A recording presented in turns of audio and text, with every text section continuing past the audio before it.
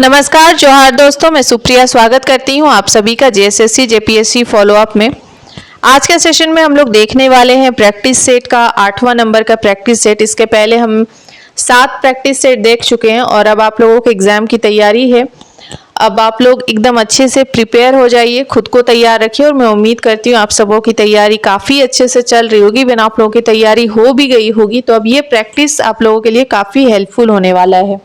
आपके तैयारी को बूस्ट करने के लिए रिवीजन काफ़ी ज़रूरी है और उसके लिए प्रैक्टिस सेट्स एक अच्छा मीडियम है। देखिए, हमने ऑलमोस्ट संताल परगना के सभी जिलों के प्रैक्टिस सेट्स को देखा। आज हम लोग साहेबगंज का देखने वाले हैं, क्योंकि साहेबगंज का जो क्वेश्चन पेपर आया है चौकीदार भर्ती परीक्षा में ये थोड़ा डिफरेंट है। तो आप लोगों को हर तरह से प्रिपेयर रहना चाहिए कि कहीं से भी सवाल पूछे तो आप लोग घबराएं नहीं। और मैं आप लोगों को और बता दूं कि आप लोग काफ़ी समझदार हैं, पढ़े लिखे व्यक्ति हैं, काफ़ी अच्छे हैं आप लोग जब क्योंकि कोई शिक्षक है, अगर वो आपको पढ़ा रहा है तो वो जाहिर सी बात है ऐसे तो कुछ बता नहीं रहा है। तो आप लोग इस चीज़ों का ध्यान रखिए कि आप टीचर की कमी को बताइए कि हाँ यहाँ पे गलती है, लेकिन उसे मर्यादा में रह के, तो इससे शिक्षक को भी अच्छा लगेगा और आपको भी मर्यादा बनी रहेगी।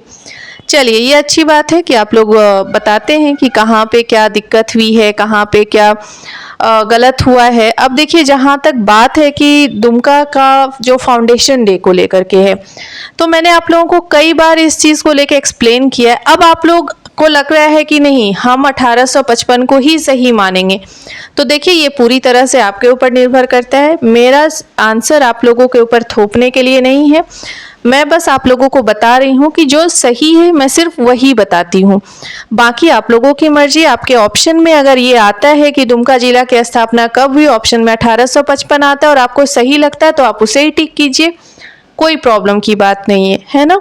चलिए, आज के सेशन की शुरुआत करते हैं। आज का पहला सवाल है, निम्नलिखित में से कौन सा राजा राम मोहन राय द्वारा प्रकाशित किया गया था।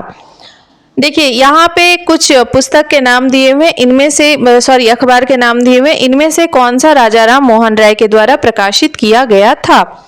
समसूल अखबार ये जो है ये राजा राम मोहन राय के द्वारा प्रकाशित किया गया था। देखिए, मैं आपको फिर से कह रही हूँ, यहाँ पे आपको डिफरेंट टाइप के सवाल देखने को मिलेंगे। जैसे कि अभी आप लोगों ने देखा होगा कि देवघर का पैटर्न बिल्कुल अलग है, वैसा ही साहेबगंज जिला का जो चौकीदार भर्ती परीक्षा हुआ वहाँ का पैटर्न भी बिल्कुल अलग है। तो आप लोगों को ओवरऑल हर तरह से तैयार रहने की ज़रूरत है, क्योंकि इस महीने में आप लोगों को एग्जाम लेने की पूरी तैयारी कर ली गई है। तो अब आप लोगों को भी तैयार रहने की पूरी ज़रूरत है। और आज का प्रैक्टिस सेट जो है ये काफ़ी इम्पोर्टेंट है। आप लोगों का रिवीजन आप लोगों ने ऑलरेडी पढ़ रखा है, आप लोग सब जानते हैं, तो रिवीजन आप लोगों का काफ़ी अच्छे से हो जाएगा। ठीक है, चलिए देखते हैं। अगला सवाल है, पलासी के युद्ध के समय बंगाल का नवाब कौन था। देखिए, यहाँ से सवाल पूछा गया है, पलासी के युद्ध के समय जो है बंगाल का नवाब सिराजुद्दौला था। सिराजुद्दौला जिस वक्त बंगाल के नवाब थे उस वक्त पलासी का युद्ध हुआ था। तो ध्यान रखिएगा, यहाँ से पूछा है हिस्ट्री से, ऑप्शन ए इसका सही जवाब है। चलिए अगला सवाल देखते हैं। अगला सवाल है, रैयतवाड़ी प्रणाली किसके द्वारा शुरू की गई थी। देखिए, रैयतवाड़ी प्रणाली जो है ये शुरू की गई मुनरो के द्वारा की गई थी। रैयतवाड़ी प्रणाली की शुरुआत मद्रास के जो गवर्नर है थे उस वक्त सर थॉमस मुनरो और कैप्टन रीड के द्वारा की गई थी, जिन्होंने 1820 में इस व्यवस्था को लागू किया था। और यह बेसिकली सीधा किसान जो रैयत है उसके भूमि से वसूला जाने वाला कर था। ध्यान रखिएगा इस चीज को, भूमि कर वसूला जाता था। 1820 में रैयतवाड़ी प्रणाली की शुरुआत थॉमस मुनरो और कैप्टन रीड के द्वारा की गई थी 1820 में।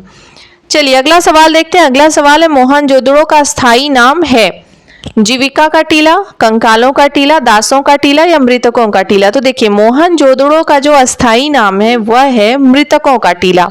ऑप्शन डी इसका सही जवाब है, ध्यान रखिएगा, याद रखिएगा। अगला सवाल देखते हैं। अगला सवाल है, बहादुर शाह जफर की मृत्यु कहाँ हुई थी। देखिए, बहादुर शाह जफर की मृत्यु रंगून में हुई थी। जब बहादुर शाह जफर रंगून गए वापस तो वहां पर उनकी मृत्यु हो गई थी। और इनकी मृत्यु कब हुई थी, 87 वर्ष की उम्र में, यानी 7 नवंबर 1862 को इनकी मृत्यु हो जाती है और ये लकवा से ग्रसित थे। चलिए देखते हैं, ध्यान रखिएगा ऑप्शन सी इसका सही जवाब है। बहादुर शाह जफर की मृत्यु रंगून में हुई थी 7 नवंबर 1862 को। अगला सवाल है स्वर्ण क्रांति से संबंधित है। देखिए यहाँ पे 4 ऑप्शंस दिए हुए हैं आपके पास, इनमें से कौन सा स्वर्ण क्रांति से संबंधित है। देखिए स्वर्ण क्रांति से संबंधित है बागवानी और शहद। बागवानी और शहद, ये गोल्डन रिवॉल्यूशन जो है ये 1991 से लेकर 2003 तक चला। इसमें फल, सब्जी, फूल और बागवानी उत्पादों के उत्पादन के निर्यात को बढ़ावा दिया गया। और ये जो स्वर्ण क्रांति है, भारत में जब स्वर्ण क्रांति हुआ तो इसके जनक कौन थे? निरपख टूटेज, इनको माना जाता है भारत में स्वर्ण क्रांति के जनक। स्वर्ण क्रांति जो बागवानी और शहद से संबंधित है, ध्यान रखिएगा, याद रखिएगा। चलिए अगला सवाल देखते हैं। अगला सवाल है मल्टी फाइबर समझौता किससे संबंधित है। देखिए मल्टी फाइबर समझौता जो है वह संबंधित है क्या वस्त्र से, कृषि से, रसायन से या प्लास्टिक से। आपके पास यहाँ पे 4 ऑप्शंस दिए हुए हैं। मल्टी फाइबर समझौता संबंधित है वस्त्र से। देखिए विकासशील जो देश है ना, विकासशील देशों से विकसित देशों में कपड़ा और परिधान के निर्यात पर कोटा लगाने से संबंधित एक अंतर्राष्ट्रीय व्यापार समझौता था ये। और ये कब से कब तक चला? 1974 से लेकर 2004 तक इसको लागू किया गया था। और इसका मुख्य उद्देश्य क्या था? ये जो मल्टी फाइबर समझौता था इसका मुख्य उद्देश्य था कि अमेरिका और यूरोपीय संघ जैसे विकसित देशों में अपने घरेलू वस्त्र उद्योगों को चीन, भारत जैसे कम लागत वाले उत्पादकों के से प्रतिस्पर्धा से बचाना था। और यह समझौता विश्व व्यापार संगठन WTO यानी वर्ल्ड ट्रेड ऑर्गेनाइजेशन के नियमों के तहत 2005 में समाप्त कर दिया गया। इन सारी चीज़ों को ध्यान रखिएगा, मैंने एक्सप्लेन भी कर दिया। उम्मीद करती हूँ आप लोग सब इसे अच्छे से समझ गए होंगे। ठीक है, चलिए अगला सवाल देखते हैं। अगला सवाल है निम्नलिखित में से कौन मिश्रित अर्थव्यवस्था को स्पष्ट रूप से परिभाषित करता है। देखिए मिश्रित अर्थव्यवस्था को स्पष्ट रूप से परिभाषित कौन करता है? क्या निजी और सार्वजनिक क्षेत्रों का सह अस्तित्व, लघु एवं बड़े उद्योगों का सह अस्तित्व, पूर्णतः सरकार के स्वामित्व वाले उद्योग तो नहीं हो सकते हैं, उत्पादन के साधनों पर सरकार का नियंत्रण नहीं, ये भी नहीं है। तो देखिए मिश्रित अर्थव्यवस्था वही है जिसमें निजी और सार्वजनिक दोनों के क्षेत्रों का सह अस्तित्व यानी दोनों का अस्तित्व मिला रहता है। ठीक है, ध्यान रखिएगा, याद रखिएगा, ऑप्शन ए इसका सही जवाब होगा। चलिए अगले सवाल की तरफ चलते हैं। आपका अगला सवाल है भारतीय अर्थव्यवस्था कैसी है। देखिए भारतीय अर्थव्यवस्था की जहां तक बात है तो भारतीय अर्थव्यवस्था कैसी है? क्या पूंजीवादी है, क्या साम्यवादी है, क्या स्वतंत्र है, क्या मिश्रित अर्थव्यवस्था है? जी हाँ, भारतीय अर्थव्यवस्था जो है वह एक मिश्रित अर्थव्यवस्था है। याद रखिएगा इस चीज को, ऑप्शन डी इसका सही जवाब है। देखिए आपको एकदम डिफरेंट तरीके का यहाँ पे क्वेश्चन देखने को मिल रहा है, आपको इसके लिए भी प्रिपेयर रहना चाहिए। अगला सवाल है भारतीय संविधान में पंचवर्षीय योजना की अवधारणा किस देश से ली गई है। देखिए पंचवर्षीय योजना जो आप लोगों ने पढ़ा होगा, जरूर ही पढ़ा होगा, भारतीय संविधान में जो पंचवर्षीय योजना की अवधारणा है वह रूस से ली गई है।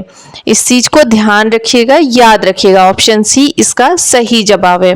ठीक है, भारतीय संविधान में पंचवर्षीय योजना की अवधारणा रूस देश से ली गई है। चलिए अगला सवाल देखते हैं। अगला सवाल है पौधों में वाष्पोत्सर्जन की प्रक्रिया किसके माध्यम से होती है। वाष्पोत्सर्जन की प्रक्रिया जो होता है वह पत्तियों के माध्यम से होती है। ध्यान रखिएगा, याद रखिएगा, ऑप्शन बी इसका सही जवाब है। चलिए अगला सवाल देखते हैं। अगला सवाल है थायराइड ग्रंथि का स्थान कहाँ है। देखिए थायराइड ग्रंथि जो होता है इसका स्थान गले में होता है, ये गले में होता है। चलिए ऑप्शन बी इसका सही जवाब है। चलिए अगला सवाल देखते हैं। नेक्स्ट है सामान्य मानव शरीर का तापक्रम क्या होता है। देखिए जो नॉर्मल बॉडी टेम्परेचर होता है किसी भी ह्यूमन का, सामान्य जो मानव शरीर का टेम्परेचर होता है, तापक्रम होता है, वह होता है 98.6 डिग्री फ़ारेनहाइट। तो इसे ध्यान रखिएगा, याद रखिएगा, ये हमने पिछले भी प्रैक्टिस सेट में इसे देखा हुआ था, तो ये इंपॉर्टेंट है। ऑप्शन डी इसका सही जवाब होगा। सामान्य मानव शरीर का तापक्रम 98.6 डिग्री फ़ारेनहाइट होता है। अगला सवाल है ईडन गार्डन अवस्थित है, यानी ईडन गार्डन कहाँ पर स्थित है। आप सबों ने पढ़ा होगा, आप सबों को जानकारी होगी, ईडन गार्डन कोलकाता में है, यानी ऑप्शन डी इसका सही जवाब है। ईडन गार्डन कहाँ पर है? ईडन गार्डन कोलकाता में है, ऑप्शन डी इसका सही जवाब है। चलिए अगले सवाल की तरफ चलते हैं। अगला सवाल है रक्तचाप का मानक मान है। देखिए रक्तचाप का जो मानक मान होता है वह क्या है। रक्तचाप जिसे ब्लड प्रेशर कहते हैं, बीपी कहते हैं, उसका जो मान होता है वह 120/80 होता है। 120/80 है ये रक्तचाप का मानक मान है, ब्लड प्रेशर का मानक मान है। चलिए अगला सवाल देखते हैं। अगला सवाल है ईस्ट किसका महत्वपूर्ण स्रोत है। देखिए ईस्ट जो होता है यह प्रोटीन का भी स्रोत है और विटामिन बी का भी स्रोत है। तो अगर आपके ऑप्शन में प्रोटीन दिखता है तो प्रोटीन भी सही होगा, अगर आपके ऑप्शन में विटामिन बी दिखता है तो विटामिन बी भी इसका सही जवाब होगा। तो दोनों में से अगर कोई भी दिखता है तो वही इसका सही जवाब होगा। ईस्ट प्रोटीन और विटामिन बी का महत्वपूर्ण स्रोत है। चलिए अगला सवाल देखते हैं। अगला सवाल है ज्ञानपीठ पुरस्कार किस क्षेत्र में दिया जाता है। देखिए ज्ञानपीठ पुरस्कार जो है ना वह साहित्य के क्षेत्र में दिया जाता है, आप सबों को पता होगा। ऑप्शन ए इसका सही जवाब है, ज्ञानपीठ पुरस्कार साहित्य के क्षेत्र में दिया जाता है। चलिए ध्यान रखिएगा, याद रखिएगा। अगला सवाल देखते हैं। हमारा अगला सवाल है विद्युत धारा मापने के लिए उपयुक्त उपकरण है। आप सबों ने अभी 10th में पढ़ा होगा कि विद्युत धारा मापने के लिए किस उपकरण का प्रयोग किया जाता है। तो विद्युत धारा मापने के लिए एमीटर का प्रयोग किया जाता है, जिसे एम्पियर नामक इकाई में मापा जाता है। ध्यान रखिएगा, याद रखिएगा, विद्युत धारा मापने के लिए एमीटर का प्रयोग किया जाता है। चलिए नेक्स्ट देखते हैं। अगला सवाल है निम्नलिखित में से कौन सूर्य का ग्रह नहीं है। देखिए सूर्य का ग्रह इनमें से कौन सा नहीं है। इसमें से 4 ऑप्शन दिए हुए हैं, 4 ऑप्शन में से 3 ऑप्शन तो मुझे ऐसे दिख रहे हैं भैया जो सूर्य का ग्रह है, लेकिन सीरियस ऐसा कोई ग्रह नहीं है सूर्य का। तो हम लोग देखते हैं अब सूर्य के ग्रह कौन कौन से हैं। तो चलिए देखते हैं सूर्य के पास 8 ग्रह हैं, वे कौन कौन से हैं। तो सूर्य के चारों ओर बुध, शुक्र, पृथ्वी, मंगल, बृहस्पति, शनि, यूरेनस और नेपच्यून नामक 8 ग्रह घूमते हैं। तो पृथ्वी के इनमें से जो ऑप्शंस आपके पास दिए हुए हैं इनमें से एक ग्रह ऐसा है जो सूर्य के ग्रह में से नहीं आते, और सूर्य से दूरी के क्रम में सबसे पहले कौन आता है, बुध, और सबसे दूर में कौन है, नेपच्यून। ध्यान रखिएगा, याद रखिएगा, ठीक है। चलिए अगला सवाल देखते हैं। अब तक झारखंड से देखने को सवाल नहीं मिला था, अब झारखंड का हमारा पहला सवाल आ गया। झारखंड के किस शहर को लौ नगरी के नाम से जाना जाता है। ये हमने प्रीवियस प्रैक्टिस सेट्स में भी देखा था, जो हम इवन प्रैक्टिस सेट 7 में भी शायद हमने इस सवाल को देखा था। झारखंड के लौ नगरी के नाम से जाना जाता है जमशेदपुर को, ठीक है। ऑप्शन बी इसका सही जवाब होगा, झारखंड का लौ नगरी कहा जाता है जमशेदपुर को। अगला सवाल है रेडियो तरंगे वायुमंडल के किस परत से परिवर्तित होती है। देखिए रेडियो तरंगे जो है वह वायुमंडल के क्या क्षोभ मंडल, आयन मंडल, समताप मंडल, बहिर्मंडल। देखिए रेडियो तरंगे वायुमंडल के आयन मंडल से परिवर्तित होती है। जो भी पराबैंगनी किरणें होती है उसमें उसे वो परिवर्तित करती है। रेडियो तरंगे वायुमंडल के आयन मंडल के परत से परिवर्तित होती है। अगला सवाल देखते हैं। अगला सवाल है निम्न में से कौन सी रेखा झारखंड से होकर गुजरती है। देखिए आप सभी जानते हैं कि झारखंड से होकर के कौन सी रेखा गुजरती है भाई, तो वो कर्क रेखा है। ऑप्शन सी इसका सही जवाब है, झारखंड से कर्क रेखा गुजरती है। ध्यान रखिएगा, याद रखिएगा, इंपॉर्टेंट है। चलिए अगला सवाल देखते हैं। अगला सवाल है अंतर्राष्ट्रीय महिला दिवस कब मनाया जाता है। यहाँ पे आपका सवाल दिया हुआ है अंतर्राष्ट्रीय महिला दिवस मनाया जाता है, यानी कब मनाया जाता है। तो अंतर्राष्ट्रीय महिला दिवस 8 मार्च को प्रतिवर्ष मनाया जाता है।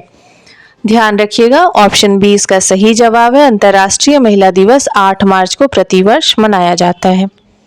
अगला सवाल है जमशेदपुर शहर किस नदी के दोआब पर बसा हुआ है। देखिए ये इंपॉर्टेंट है। जमशेदपुर शहर जो है ना वो दरअसल 2 नदी के किनारे पर बसा हुआ है। 2 नदी का जो मुहाना है वहां पर बसा हुआ है। खरकई नदी और स्वर्णरेखा नदी दोनों के संगम पर बसा हुआ है जमशेदपुर शहर। इसे याद रखिएगा, ध्यान रखिएगा, ऑप्शन सी इसका सही जवाब होगा, खरकई एवं स्वर्णरेखा नदी दोनों। चलिए अगला सवाल देखते हैं। अगला सवाल है 1908 के छोटा नागपुर काश्तकारी अधिनियम ने रोक लगाई, यानी 1908 के छोटा नागपुर काश्तकारी अधिनियम ने किस पर रोक लगाई। क्या वन उत्पाद के स्वतंत्र उपयोग पर, वनों के जलाने पर, बेटबेगारी पर नहीं, खूट कट्टी भूमि व्यवस्था पर काश्तकारी अधिनियम ने रोक लगाई। ऑप्शन डी सही जवाब है। चलिए अगला सवाल देखते हैं। संविधान सभा के प्रोटेम स्पीकर कौन थे? देखिए संविधान सभा के जो प्रोटेम स्पीकर थे, ये देखिए यहाँ से फिर आपका पॉलिटी से भी एक सवाल पूछा है। पॉलिटी से इसके पहले भी सवाल है, आगे भी देखने को मिलेगा। डॉक्टर राजेंद्र प्रसाद संविधान सभा के प्रोटेम स्पीकर थे। ऑप्शन ए इसका सही जवाब होगा, याद रखिएगा। चलिए अगला सवाल देखते हैं। अगला सवाल है 1992 के पंचायती राज अधिनियम के द्वारा महिलाओं को कितना प्रतिशत आरक्षण दिया गया? 1992 के पंचायती राज अधिनियम के द्वारा 33% महिलाओं को 33% का आरक्षण दिया गया, जिसे बाद में बढ़ाकर 50% भी किया गया। लेकिन 1992 के पंचायती राज अधिनियम के द्वारा महिलाओं को 33% का आरक्षण दिया गया था। अगला सवाल देखते हैं। अगला सवाल है निम्नलिखित में से कौन अस्पृश्यता अधिनियम से संबंधित नहीं है? नहीं है को जरूर आप लोग देखिएगा, मैं हमेशा बताती हूँ आप लोग, क्योंकि कई बार क्या होता है ना, हम एक्साइटमेंट में देखते हैं अच्छा ये तो सवाल का ये जवाब होगा, ऑप्शंस मुझे मिल रहे हैं तो मैं उसे करेक्ट कर दूं, ऐसा नहीं है। आप लोग ध्यान से देखिएगा, पंडित जवाहरलाल नेहरू अस्पृश्यता अधिनियम से संबंधित नहीं है, जबकि J.R. Phule, E.V. Ramaswamy Naicker, doctor B.R. Ambedkar ये सभी अस्पृश्यता अधिनियम से संबंधित हैं, लेकिन पंडित जवाहरलाल नेहरू इनसे संबंधित नहीं है।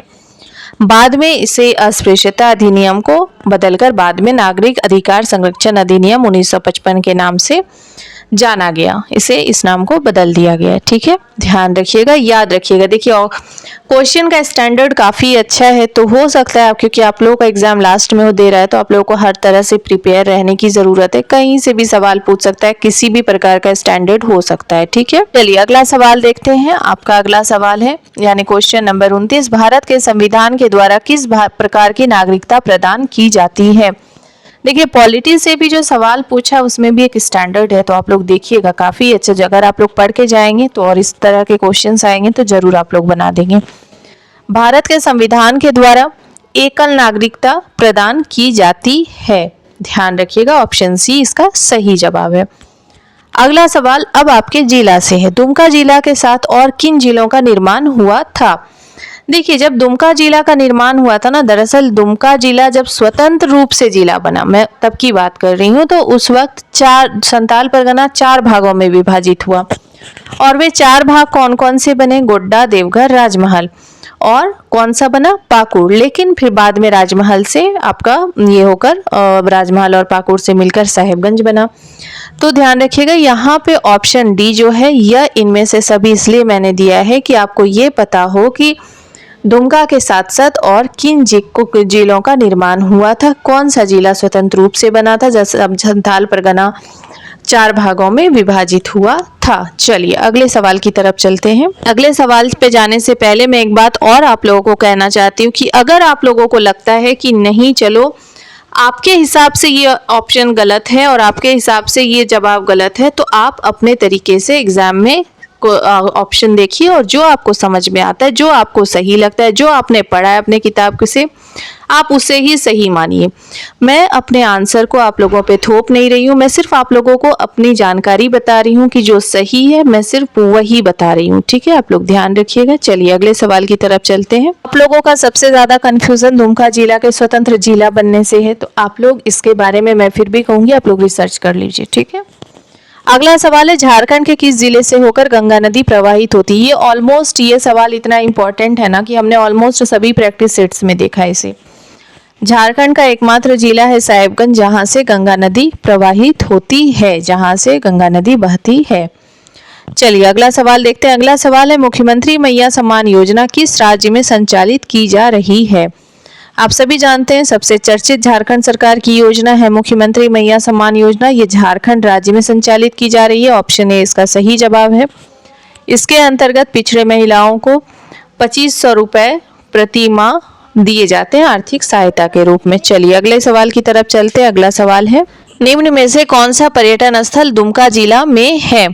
देखिए यहाँ पे आपके पास कुछ ऑप्शंस दिए हुए हैं। ऑप्शंस है वैद्यनाथ मंदिर, वैद्यनाथ मंदिर नहीं है दुमका में, ये देवघर में। बासुकीनाथ मंदिर दुमका में है। मलूटी गांव, हाँ ये दुमका जिला में है, तो ऑप्शन बी इसका सही जवाब होगा। इनमें से कौन सा पर्यटन स्थल दुमका जिला में है? मलूटी गांव। मलूटी गांव के बारे में मैंने आप सबों को बताया, ऑप्शन बी इसका सही जवाब है।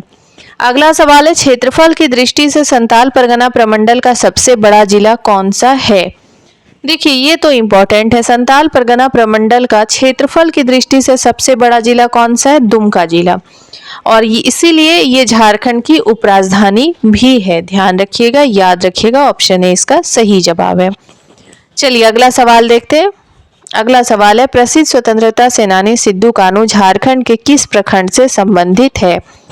देखिए यहाँ पे एक चीज ध्यान रखिएगा, आपको जिला नहीं पूछा है, आपको सीधा प्रखंड पूछा है। तो किस प्रखंड से संबंधित है? बरहेट प्रखंड से संबंधित है। और ये बरहेट प्रखंड कहाँ पर है? साहेबगंज जिला में। बरहेट प्रखंड साहेबगंज जिला में है, और सिद्धू कान्हू झारखंड के जो स्वतंत्रता सेनानी थे वो बरहेट प्रखंड से थे। अगला सवाल है, दुमका रेलवे स्टेशन किस रेलवे मंडल के अंतर्गत आता है? देखिए दुमका रेलवे स्टेशन जो है ना, इस टाइप के सवाल हो सकता है आप लोग एग्जाम में बने, तो थोड़ा ध्यान से देखिएगा। दुमका रेलवे स्टेशन जो है ना, वह आसनसोल रेलवे मंडल के अंतर्गत आता है। बाकी के ऑप्शंस भी आपको देखने में सिमिलर लग रहे हैं, लेकिन Dumka railway station Asansol railway मंडल के अंतर्गत आता है। चलिए अगला सवाल देखते हैं। अगला सवाल है, निम्नलिखित में से असंगत अक्षर समूह को छांटिए। देखिए यहाँ पे एक रीजनिंग का सवाल है और ये काफी इजी है। देखिए इसमें क्या है ना कि इसमें से 4 ऑप्शन दिए हुए हैं, 4 में कोई भी 3 है जो एक समान है, एक है जो अलग है। सॉल्व आपको करना है, आप सॉल्व करके इसे जरूर बनाइएगा, अपने नोटबुक में प्रैक्टिस कीजिएगा। जैसे DWHS है तो D और W, D होता है इधर से 4th नंबर पे और W होता है Z से 4th नंबर पे। तो और HS है, H इधर से होता है आपका 8 नंबर पे और S उधर से होता है 8 नंबर पे। तो इस तरीके से आ रहे हैं, लेकिन जो ऑप्शन सी है वो करेक्ट नहीं है, वो मैच नहीं हो रहा है। तो आप लोग इसे ध्यान रखिएगा, इसे जरूर सॉल्व कर लीजिएगा। चलिए अगले सवाल की तरफ चलते हैं। अगला सवाल आपका मैथ्स का है। अगला सवाल नंबर सीरीज का है 2, 10, 26 और 50। तो यहाँ पे मैंने इसे सोल्यूशन डाल दिया है, आप लोग देख लीजिए इसे एक बार और खुद से प्रैक्टिस ज़रूर कर लीजिए, क्योंकि इसी टाइप का इजी नंबर सिस्टम में आएगा आप लोगों को। ठीक है, नंबर सीरीज का आएगा। 82 इसका सही जवाब है। यानी सबसे पहले देखिए क्या किया, मैं आपको एक्सप्लेन कर देती हूँ थोड़ा सा। सबसे पहले 2 का देखते हैं। 1 का स्क्वायर प्लस 1 किया है तो 2 हुआ, फिर 3 का स्क्वायर किया तो 9 हुआ, प्लस 1 यानी 10। 5 का स्क्वायर किया तो 25 प्लस 1 यानी 26 हुआ। फिर आते हैं 50 पर, तो 7 का स्क्वायर प्लस 1 हुआ तो 50 हुआ। ठीक उसी प्रकार 9 का स्क्वायर किया हमने, यानी 2 नंबर का गैप है बीच में, 7 के बाद 9 आएगा। 9 का स्क्वायर करेंगे तो 81 आएगा, 81 में 1 ऐड करेंगे तो 82 आएगा। यानी 82 आपका सही जवाब है, option D is the correct answer. आप लोग देख लीजिए इसे एक बार अच्छे से, ठीक है। अपने कॉपी में बनाकर इसे जरूर प्रैक्टिस कर लीजिए, रिवीजन कर लीजिए, आप चाहें तो स्क्रीनशॉट भी ले सकते हैं। चलिए अगला सवाल देखते हैं। अगला सवाल है आपका रीजनिंग से। रीजनिंग में है एक नंबर दिया हुआ है, एक आपका शब्द दिया हुआ है कि यदि ANGLE को BOHFM के रूप में लिखा जाता है तो ऐसे VAG से बनने वाले कोड में तीसरा अक्षर क्या होगा? देखिए वेरी इजी है। आप लोग पहले अल्फाबेट्स अगर आप लोग को अच्छे से एकदम लर्न तो होगा ही, अच्छे से लर्न है तो आप लोग उसको कॉपी में एक साइड में लिखेंगे और उसके बाद फिर उससे मैच करेंगे। चलिए मैं सोल्यूशन यहाँ पे मैंने डाल दिया है, आप लोग चाहें तो इसका स्क्रीनशॉट भी ले सकते हैं और कॉपी में तो जरूर ही प्रैक्टिस कर लीजिए, क्योंकि एग्जाम में तो आएंगे आप लोगों के सवाल इस तरह से, तो आप लोगों को खुद ही बनाना पड़ेगा। तो आप लोग इसे एक बार जरूर रिविजन कर लीजिए, प्रैक्टिस कर लीजिए। ये आपके साहेबगंज चौकीदार भर्ती परीक्षा में पूछा गया सवाल है, ठीक है। चलिए अगला सवाल देखते हैं। आप लोग क्वेश्चन को ठीक से पढ़िए और उसे सॉल्व कीजिए, ठीक है। चलिए अगला सवाल देखते हैं। अगला सवाल है, नीचे दिए गए विकल्पों में से कौन सा विकल्प का सार्थक क्रम दर्शाता है? देखिए एकदम इजी सवाल है। सब्जी है, बाजार है, काटना है, पकाना है, भोजन है। तो सबसे पहले तो आप बाजार जाएंगे, यानी ऑप्शन 2 नंबर होगा बाजार जाना। फिर हम वहाँ सब्जी खरीदेंगे, यानी 1 होगा। फिर हम उसे काटेंगे, फिर 3 नंबर होगा। फिर उसे हम पकाएंगे, यानी 4 नंबर होगा। उसके बाद ही तो हम भोजन करेंगे, यानी ऑप्शन बी इसका सही जवाब है, ठीक है। ये कूट वाले इस तरह के सवाल पूछेंगे आप लोगों को। अब है ब्लड रिलेशन। ब्लड रिलेशन का ये एक रीजनिंग का सवाल है, इसके पहले भी हमने रीजनिंग का देखा। ए जो है वह सी का पुत्र है, ठीक है, चलिए अच्छी बात है। सी और क्यू बहन है। अब Z जो है वह Q की माँ है तथा P Z का पुत्र है। इसके बाद यहाँ पे कुछ कथन दिए हुए हैं और आपसे ये पूछा जा रहा है कि इनमें से कौन सा कथन सत्य है। तो चलिए देखते हैं। देखिए यहाँ पर आपको मैंने सोल्यूशन डाल दिया है, आप लोग इसे प्रैक्टिस कर लीजिए। ब्लड रिलेशन का सवाल है, इजी है, बहुत ज़्यादा मुश्किल कुछ नहीं है। आप लोग बनाएंगे तो जरूरी सॉल्व हो जाएगा। बाकी सोल्यूशन मैंने यहाँ पे डाल दिया। ऑप्शन बी इसका सही जवाब होगा, P A का मामा है। चलिए अगला सवाल है, शुष्क बर्फ क्या होता है। देखिए शुष्क बर्फ जो है वह ठोस कार्बन डाइऑक्साइड होता है। ठोस कार्बन डाइऑक्साइड शुष्क बर्फ होता है। ध्यान रखिएगा, याद रखिएगा, यहाँ से मतलब आपके साइंस से सवाल पूछे गए। ऑप्शन बी इसका सही जवाब होगा। चलिए अगला सवाल देखते हैं। अगला सवाल है, ब्रिटिश पार्लियामेंट में चुने जाने वाले प्रथम भारतीय कौन थे। देखिए ब्रिटिश पार्लियामेंट में चुने जाने वाले प्रथम बिहारी जो थे वह थे दादा भाई नौरोजी। दादा भाई नौरोजी ब्रिटिश पार्लियामेंट में चुने जाने वाले पहले भारतीय थे। यहाँ से सवाल पूछा है, आपका ऑप्शन सी सही जवाब होगा। ठीक है, चलिए अगला सवाल देखते हैं। अगला सवाल है, नेपा नगर किस उद्योग के लिए जाना जाता है। देखिए नेपा नगर जो है वह नेपा नगर बेसिकली जाना जाता है आपका अखबारी कागज के लिए। ध्यान रखिएगा, इसे याद रखिएगा, हो सकता है सवाल इस टाइप के बने। ठीक है, ये आपके साहिबगंज में पूछा गया है ये सवाल। चलिए अगला सवाल देखते हैं। अगला सवाल है, भारत के प्रधानमंत्री नियुक्त होते हैं, निर्वाचित होते हैं, मनोनीत होते हैं या चयनित होते हैं। तो देखिए भारत के प्रधानमंत्री चयनित नहीं होते, मनोनीत नहीं होते, निर्वाचित नहीं होते, वो नियुक्त किए जाते हैं। ठीक है, भारत के प्रधानमंत्री नियुक्त होते हैं। ऑप्शन ए इसका सही जवाब है। ध्यान रखिएगा, याद रखिएगा। ठीक है, चलिए अगला सवाल देखते हैं। अगला सवाल भी आपके पॉलिटी से ही है। भारत का संविधान लागू हुआ था, यानी भारत का संविधान कब लागू हुआ था। भारत का संविधान जो है वो लागू हुआ था 26 जनवरी 1950 को। ध्यान रखिएगा, याद रखिएगा, ये सब बेसिक्स क्वेश्चन है, आप लोगों को पता होना चाहिए, पता तो होगा ही। ऑप्शन बी इसका सही जवाब है, भारत का संविधान 26 जनवरी 1950 को लागू हुआ था। अगला सवाल है, इनकलाब जिंदाबाद का नारा किसने दिया था। देखिए इनकलाब जिंदाबाद का नारा जो देने वाले वो कौन थे। इनकलाब जिंदाबाद का नारा देने वाले राम प्रसाद बिस्मिल थे। ध्यान रखिएगा, ऑप्शन सी इसका सही जवाब है। चलिए अब हमने 47 सवाल कर लिया, अब हमारे अगले सवाल की बारी है। हमारा अगला सवाल है, किस नृत्य को युद्ध नृत्य की संज्ञा दी गई है। यहाँ पे आपके पास 4 ऑप्शन दिए हुए हैं, ये चारों ऑप्शन आपके झारखंड के नृत्य से मिलती जुलती है। ठीक है, ये चारों ऑप्शन जो है आपके झारखंड के नृत्य का है, यानी ये सवाल आपके झारखंड से। इसमें से पाइका नृत्य जो है वह नृत्य युद्ध नृत्य की संज्ञा इसे दी गई है। ध्यान रखिएगा, याद रखिएगा, ऑप्शन ए इसका सही जवाब होगा, पाइका युद्ध नृत्य है। अगला सवाल है, खो खो खेल प्रतियोगिता में प्रत्येक दल में कितने खिलाड़ी होते हैं। खो खो खेल प्रतियोगिता जो है इसमें प्रत्येक दल में कितने खिलाड़ी होते हैं भाई। प्रत्येक दल में 9 खिलाड़ी होते हैं। ध्यान रखिएगा, याद रखिएगा, खो खो खेल प्रतियोगिता में प्रत्येक दल में 9 खिलाड़ी होते हैं। ऑप्शन बी इसका सही जवाब है। और चलिए अगला सवाल देखते हैं और आज के सेशन का आखिरी सवाल, निम्न में से किन्हें बंगाल का सूबेदार बनाया गया था जिनकी राजधानी राजमहल थी। देखिए ये आपके साहिबगंज जिला में सवाल पूछा गया है। देखिए राजा मानसिंह को बंगाल का सूबेदार बनाया गया था जिसकी राजधानी राजमहल थी। ध्यान रखिएगा, याद रखिएगा इन सभी चीज़ों को। तो यहाँ पे मुझे लगता है आज का एक्सपीरियंस आपका थोड़ा अलग जरूर रहा होगा। आज के लिए इतना ही। यहाँ पे आप लोगों को थोड़ा डिफरेंट टाइप ऑफ क्वेश्चंस देखने को मिले। इससे ये प्रूफ होता है कि आप लोगों को हर तरह से प्रिपेयर रहना होगा। कहीं से भी सवाल पूछ सकता है आप लोगों को, पॉलिटी से पूछ सकता है, हिस्ट्री से पूछ सकता है और झारखंड जीके से पूछ सकता है और आपके जिले से भी पूछेगा। हो सकता है भाषा से पूछे, मैथ से, रीजनिंग से। तो हर तरह से मैंने आप लोगों को बताया और आगे और भी प्रैक्टिस सेट्स हम लोग देखने वाले हैं, रिवीजन करने वाले हैं। आज का रिवीजन जो हुआ आप लोगों का, ये ओवरऑल रिवीजन इसको कह सकते हैं। बाकी झारखंड जीके से कम था और जिले से भी कम था, लेकिन बाकी के क्वेश्चंस थे इसमें। तो आप लोग इस तरह से प्रिपेयर कीजिए और आप लोग अच्छे से एकदम अपने तैयारी में लग जाइए, क्योंकि इस महीने के आखिरी तक मोस्ट प्रोबेबली आप लोगों का एग्ज़ाम हो जाएगा।